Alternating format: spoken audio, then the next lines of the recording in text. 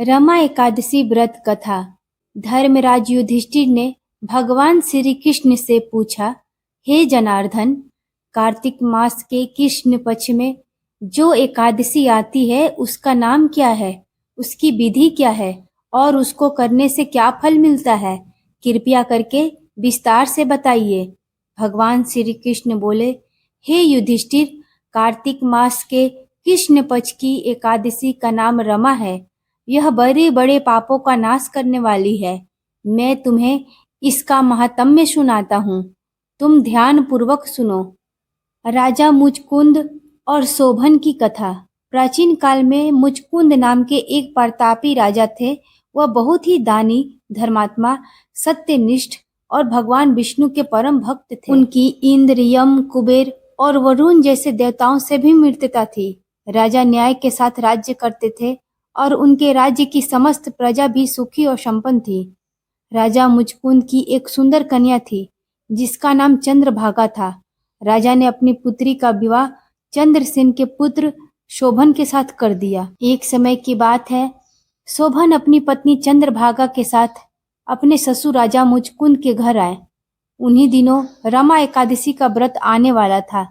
दशमी के दिन राजा मुचकुंद ने पूरे राज्य में ढोल बजवाकर यह घोषणा करवा दी कि एकादशी के दिन कोई भी अन्न या जल ग्रहण नहीं करेगा। राजा की आज्ञा अति कठोर थी और उनके राज्य में मनुष्य ही नहीं, पशु पक्षी भी व्रत करते थे। यह घोषणा सुनकर शोभन को अत्यंत चिंता हुई। वह अपनी पत्नी चंद्रभागा के पास गया और कहने लगा, हे प्रिय, मैं अत्यंत दुर्बल हूँ और भूख प्यास सहन नहीं कर सकता। यदि मैंने उपवास किया तो निश्चय ही मेरे प्राण चले जाएंगे। अब क्या किया जाए? कोई ऐसा उपाय बताओ जिससे मेरे प्राण बच सके। चंद्रभागा कहने लगी, हे स्वामी, मेरे पिता के राज्य में एकादशी को कोई भी भोजन नहीं करता।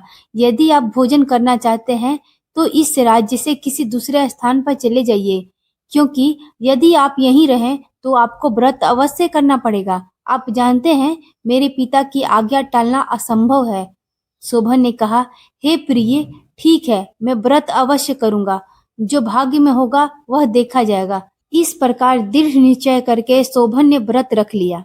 वह भूख और प्यास से अत्यंत पीड़ित होने लगा।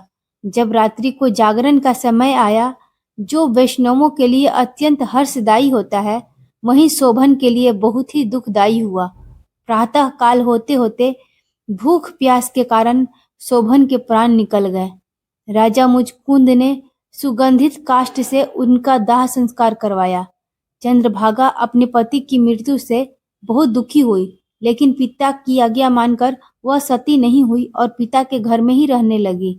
इधर रमा एकादशी व्रत के प्रभाव से शोभन को अगले जन्म में मंदराचल पर्वत पर एक अत्यंत सुंदर और दिव्य नगर प्राप्त हुआ। यह नगर सोने, चांदी और रत्नों से सुसज्जित था। वहां उसे दिव्य वस्त्र और आभूषण प्राप्त हुए तथा गंधर्वों और अप्सराएं उनकी सेवा में लगी रहती थी। वह वहां दूसरे कुबेर की भांति शोभा पा रहा था, लेकिन शोभन के मन में यह बात थी कि यह नगर अस्थिर है। कुछ समय बाद राजा मुचकुंद के नगर का सोम शर्मा नामक एक ब्राह्मण तीर्थ यात्रा करते हुए उस मंदराचल पर्वत पर पहुंचा। उसने शोभन को देखा और उसे तुरंत पहचान लिया। शोभन ने भी उस ब्राह्मण को पहचान कर उनका आदर सत्कार किया। शोभन ने ब्राह्मण से अपने ससुर राजा मुचकुंद और अपनी पत्नी चंद्रभागा की कुशलता पूछी। ब्राह्मण ने बताया, हे राजन, आपके ससुराल में सब कुशल मंगल है, पर आपको यह दिव्य नगर कैसे प्राप्त हुआ? शोभन ने उत्तर दिया, मुझे यह नगर रमा एकादशी व्रत के प्रभाव से प्राप्त हुआ है, लेकिन मैंने यह व्रत बिना श्रद्धा के किया था, इसलिए यह नगर अस्थिर है। आप कृपया करके यह बात मेरी पत्नी चंद्रभागा को बताइए। यदि वह अपने व्रत के पूर्ण बल से इसे स्थिर कर दे तो मैं वहां सुख से रह सकूंगा। ब्राह्मण सोम शर्मा वापस राजा मुचकुंद के पास आए और चंद्रभागा को शोभन की पूरी कथा सुनाई। चंद्रभागा यह सुनकर अत्यंत प्रसन्न हुई और ब्राह्मण से बोली, हे ब्राह्मण, आप मुझे तुरंत वहां ले चलिए। मैंने अपने होश संभालने के बाद से ही 8 वर्ष की आयु से ही सभी एकादशियों के व्रत पूर्ण श्रद्धा से किए हैं। मेरे उन पुण्यों के बल से मेरे पति का नगर निश्चय ही स्थिर हो जाएगा। ब्राह्मण सोम शर्मा चंद्रभागा को लेकर ऋषि वामदेव के आश्रम में पहुंचे। ऋषि ने चंद्रभागा की व्रत निष्ठा देखकर उनका अभिषेक किया और उन्हें आशीर्वाद दिया। ऋषि के मंत्रों के प्रभाव और अपने व्रत के पुण्य से चंद्रभागा का शरीर दिव्य हो गया और वह दिव्य गति से मंदराचल पर्वत पर अपने पति के पास पहुंची। चंद्रभागा ने अपने पति शोभन से कहा, हे प्राणनाथ, आप मेरे इन सभी एकादशी व्रतों के पुण्यों को ग्रहण कीजिए।